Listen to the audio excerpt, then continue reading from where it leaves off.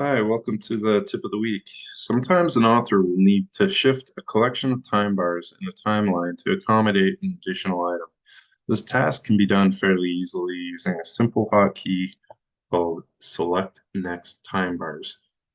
Um, as you can see, there is some animation here of the screwdrivers, and let's just say we wanted to put something in between the highlight and the rest of the animation. So could be anything. But what we do is on the timeline, we find the start of the screwdriver animation, and we hold down the shift key and hit the period key.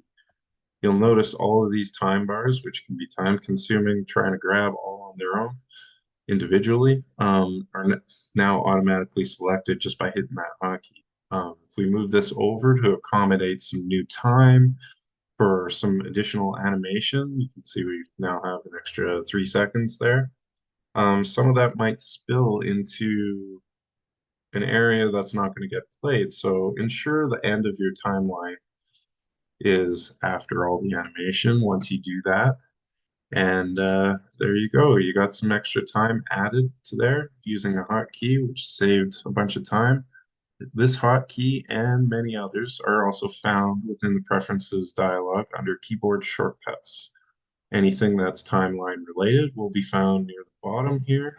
And you can see that you can assign new hotkeys functions for keystrokes to these functions. That's the tip of the week. Thanks.